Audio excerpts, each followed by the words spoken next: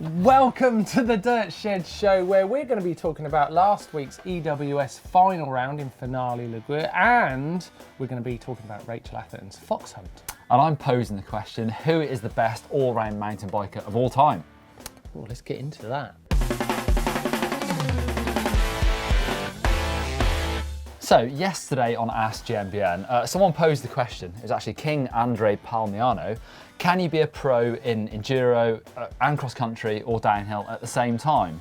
And we don't really see that, to be honest. We see people move from one discipline to the other, but never pro in both. And that got me thinking, the person that did do that, or could do that at the best, would probably be the best all-round mountain biker of all time. Yeah, that would be a way of, judging it quite fairly, because you've got to cover a lot of ground if you can do that.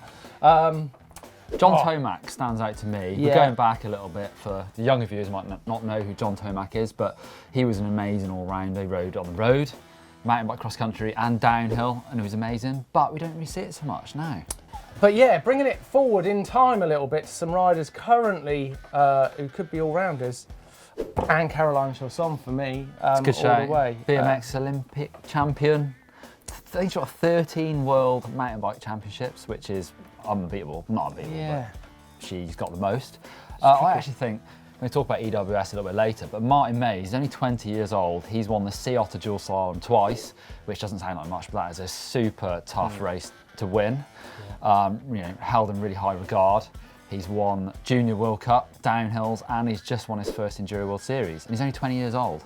Yeah, That's setting quite a standard, isn't it? He's Yeah. definitely won. Definitely, he's on the cards already. Is he the best all-rounder at the moment?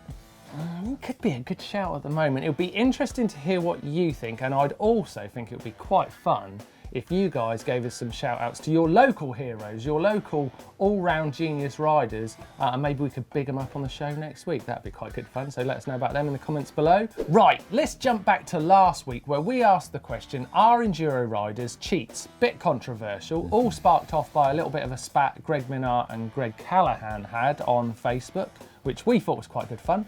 And I'm going to jump back to some of your comments that you put on this from last week. Ben Smith-Price, he wanted to put out there that Danny Hart camped at Fort William and did practice that track before the Fort William World Cup. But that's generally how downhillers practice, because they have to ride big, long, gnarly tracks, and there's not many World Cup tracks. Whereas enduro riders are now deliberately riding the track the week before.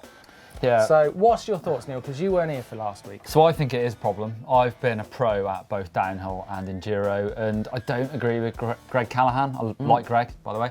But downhill's different. I think every guy or girl who races, by the time they race, they'll know that track, and then I've done plenty of practice. They've probably got to the point where they think, I don't need to do any more practice runs, it's fine.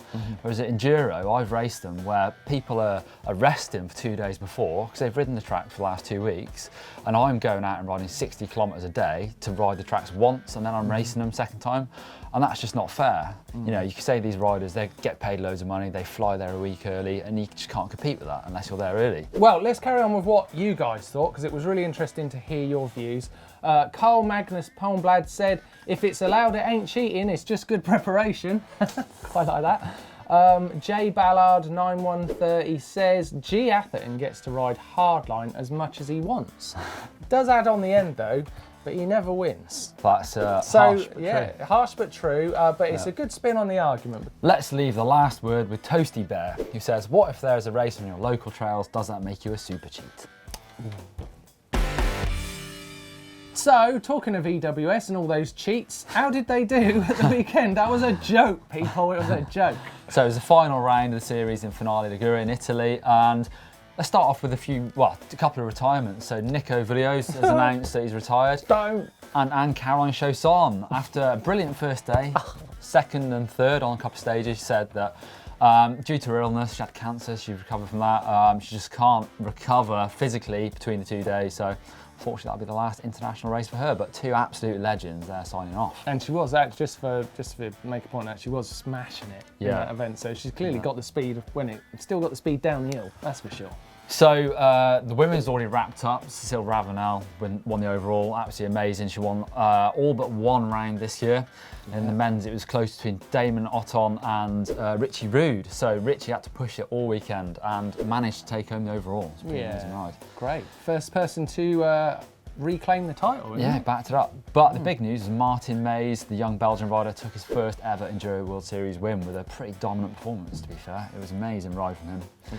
Good to see. It does set up for a really exciting season next year. Mays clearly can win now. Yeah. Jared Graves, and obviously broke his ankle, but he's won around this year. Yeah. Obviously going to chuck Sam Hill in the pot there. Yeah. What do we think in the women? What's going to happen there? Because Cecile Ravenel has dominated. I don't know. Anything can happen in the off season, but the other girls have got to step it up pretty big to compete with her. Is a boat. Got to see if she's taller than everyone once she gets on the top step. I've got to know. I've just got to know. Big news. Rachel Atherton got beaten. Slaughtered. Former's gone. Yeah, the Red Bull Fox Hunt. She did have a puncture and she started from the back field in a mass start race. So the odds were stacked against her slightly, but it seems your name has to be Rosie if you want to beat Rachel Atherton. Yeah, top three all Rosies. Well done, Rosies. The only way you can beat Rachel is give her a massive head start. Oh dear. Put a knife in her tyre. Yeah. Fails and in fact bails. Yeah, and we're going to start with this one, which is nasty. Viewer discretion advised, because this tree doesn't flex. Ouch, take a look. Oh my God, that was horrible. That was horrible. Neil, has it got you in the mood? What for? Watching some more of the same? All right, let's get to it. Run VT!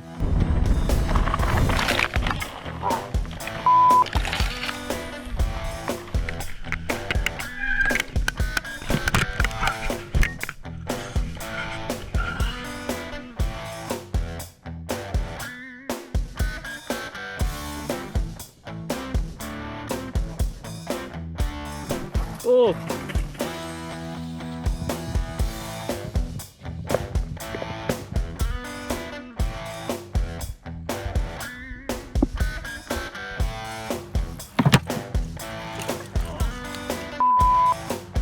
It's time to start the session called progression.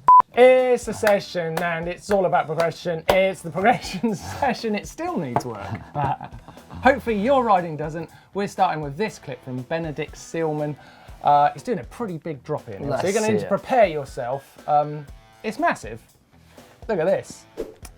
Yowzers. It's actually bigger than it looks. That's a long way. It's a big drop and it's a long way too. Fair play, that's pretty awesome. That is progression. I'm wondering what you're going to progress to next. So Carlos Bruno sent this one in. He's watched my video on Hop to Manual and he's been practicing it out on the street on his full suspension bike. It's pretty amazing. Yeah, I've got it here. Check it out. He also asked, is this easier to do the shock locked or open? I would say try and lock your shock out. It's much easier on a hardtail, to be fair, but fair play. He's got a big old hop in. And what I'm quite interested, he seems to have varying sized gaps. Is he building these gaps? Is he making paved gaps? Because he seems to have the perfect. Oh look, he's added X's and O's. It's getting there. It's pretty good. It's really good. Really good. Yes. You can see it as soon as he lands and he catches it. You can tell when it's right. It's a good fun trick. I love doing it. Yeah. Well done. Nice one. Good progression this week. Session next week. Let's try again. I'm going to start this week's viewer edits off with this one from Dennis Lijedal in Sweden. It's the Salon Bike Park and it's a little bit moody, this one. It's a bit of a rainy day. It's intense. It's got a big build up at the start. Shows us in getting dressed, which is always cool. Better than not getting dressed. And yeah, he goes for it. Looks like a nice trail. Some big jumps, but he does case a couple. It's worth a look. Check it out.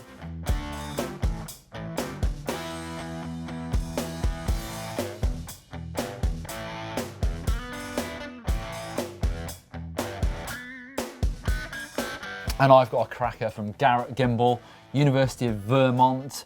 Check out this dual slalom race they're doing, him and his mates. They've got these Hawaiian tie-dye shirts on, that's their kit for the team. Yeah, they look like having a great day out.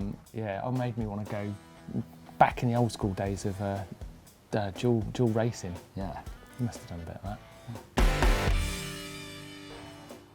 The caption contest. Go now. The caption contest from last week, we had a picture of Scotty holding his hands over his face like that. It sort of looks like that monkey emoji you get on your phone. Yeah, saving us all from his face. Yeah. What have we got, Martin? What captions Well, have we got first this one week? is from Huck Norris, who says, when Neil pulls up in a skin suit. That's unfair. That is unfair. Huck Norris, you're unfair. Jeremy K is the winner, and his caption is, the cringe after watching Martin case that jump so hard. Thanks. Send us your details, Jeremy K, and we'll make sure we get a GMBN goodie in the post. T-shirt, probably. And a bunch of fives, you cheeky swine. What's this week's picture? This week's picture is me on a horsey. I didn't realise you're doing pantomime this year. Yeah, that's me preparing for pantomime, getting practicing early. But yeah, let us know what you think in the comment section down below. Good luck. First top comment this week is from Thomas Werner, who says, about the Dirt Shed show last week, so childish. Oh, I have to agree with that, yes. I wasn't in it last week, of course. It was accurate. Eli Duick, it looks like Martin has dipped his chin in tubeless sealant. It does actually, yeah. Correct. It's bad, isn't it? It's bad. Next one is from Ben Arscombe. All right. He says, hey Martin, saw you at the cycle show.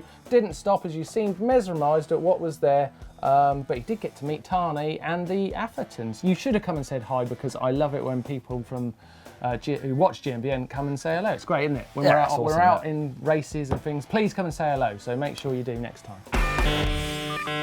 Welcome back, Martin Ashton. Thanks for having me. Play. What is that, Martin? This is Pump BMX Free app for your iPhone or similar. It is so good. My son linked me onto this, so I'm feeling pretty cool. So I'm down with the kids, and that doesn't happen very often. And it is awesome. You can do the best thing about it is when you do a jump on it, and you're better at trail riding instantly than you'll ever be. First jump in. Amazing. The tricks look so stylish. Oh, I need to get on it. You can add so much style. I seem to have killed my rider in this last attempt, but it's a great bit of tech. You should check it out. You can download it on your phone and all that whiz kid stuff and have fun on bikes, but you're not on bikes, you're on phones.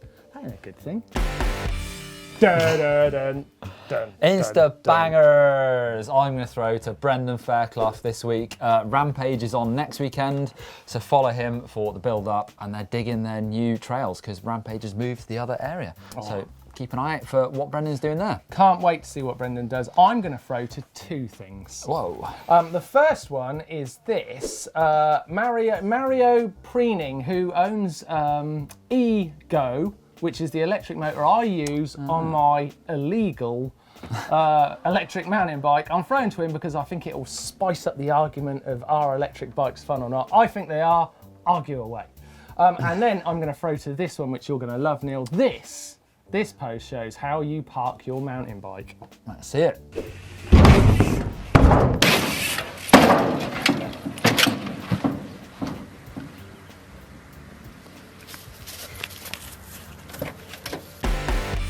Let's get into the bike vault, because that's more fun than anything than I've ever done in my life. All right, let's do it. Let's get in there. First one. Whoa. Stylianos. I'll let you say next bit, Neil. Papa Grigoriadis. You did well. It's nice. GT Force Expert Carbon. Athens, what's that? What's that called in the background? Acropolis, isn't The it? Acropolis. It's a lovely shot. Amazing. What are you giving it, Neil? How are you starting out? Well, I'm giving it a nice because we're talking about the bike, not about the photo. You're harsh, man. Right, Chris Hayes, Lapierre. It's a Sydney. lovely photo. Sydney, autumn in Sydney. It's a lovely photo. That is nice. That is nice. It's nice. Is that you? Harsh. Right, Shad Shakur. He is in United Arab Emirates. It looks bleak there. I guess there aren't many trees out there. It's the desert, isn't it? But the bike. It's nice. That's a nice picture. It's nice. It's a tough week. It's a tough week in the bike Yep. vault. James. Really? Is that really his name? Or have you just Cool. copied and pasted it twice? No, I think that was his name. Well, he's in New Zealand. It's a lot of green. It's nice. It's a nice bike. It's Kona, it's nice. It's nice. Whoa. Oh, yeah. Another one from New Zealand. Yeah, I like this. Carwin. Look at that. He's given us options. I like that. That's what I like. 29% bike. Whoa. Vault. That was a tough week in the bike Was. vault. We had to be harsh there, and it wasn't comfortable for me to be harsh. Did you enjoy being harsh? Yeah, I liked it, yeah. Keep your bikes coming to the bike vault. We love all of them, of course, and if you think they're super nice, then they are super nice. It doesn't matter what we think, but keep them coming to dirtshed@gmbn.com. Looking forward to seeing them. Hacks and bodges. Hacks and bodges. Come on, Neil, go with me. No, hacks and bodges. Half-hearted. Yeah. Hacks and bodges. First one is from Jack. Look at this. Customer came into his store, because he works in a store, does Jack, and said, oh, have you got a bolt I can borrow? Went outside to see what he's doing with the bolt. He was only fixing his shock mechanism with a bolt because he broke the little lever, little twizzly nuts. Clever that, isn't it? It's all right, yeah. That's quite a bodge out on the trail. Just went in the store, didn't ask to get fixed. Pretty good. Definitely. Pretty good. What you got, Nick? Definitely a bodge. I've got this one. It comes from Yetkim. Check that out. He's used an old brake lever as a key holder. Like it. I might suggest that to my wife, see what she thinks about modifying the house with brake levers. I think I'd walk into it. Yeah, I think I might bang my head on it. My next one is this one from Ben. I'm going to call him Ben1. Yeah. Basically, he's showing the value of the good old zip tie. Can't be, is it? I've talked about it on a few videos. Put some zip ties in your pockets, people. You'll never generally regret it. in normal day-to-day life? Generally in everyday life. Okay, I might do that, yeah. And this is Ben 2. This is brilliant. Love this. It's a proper hack. It's a kid, 3.5-year-old kid riding his bike with crappy brakes. He's actually made this disc brake converter, and it looks absolutely amazing. That is so good. I would really like to try that hack and bodge, see if I could make a disc brake converter. Yeah. I might do a video on that. That's pretty cool. Keep sending them in. Love seeing hacks and bodges. Especially when it's as good as that one. Yeah. Where'd they send them, Neil? dirtshed@gmbn.com. It's like you work. Anyway, coming up on the channel this week, tomorrow is Curtis Keen's Pro Bike, and then on Sunday it is Suspension Explained. Coming up. Oh, that's embarrassing. Coming up on Monday, we've got 3 ways to seat tubeless tyres. And then on Tuesday, we've got 5 of the fastest bikes of 2016. They all my bikes. Probably. On Wednesday, we've got How to Scrub with Bryn Atkinson. That's a good one. Can't wait for that. Thursday, Ask GMBN. Friday is the Dirt Shed show, of course. That is a good week. I'm bad at that. But not only that, Martin, we've got something extra special next week. What? Have you heard of Shark Week? Yeah, on Discovery Channel. I love it. Well, next week on GMBN is Hardtail Week. So in addition to all those regular videos, we've got a load of hardtail specific videos all throughout the week. That is sick. That's our first big special, isn't it? Yeah, it's a theme week. Not done that before. I can't wait. So there's an extra special video every day. Oh, I can't wait. I've actually seen a few of them and they are good. They are good. Looks like this. Keep your eyes peeled. I thought we were going to show them a bit. Yeah, show them a bit. Should we show them a bit? Have we decided if we're showing them a bit? No, I'm asking you, aren't I? Yeah.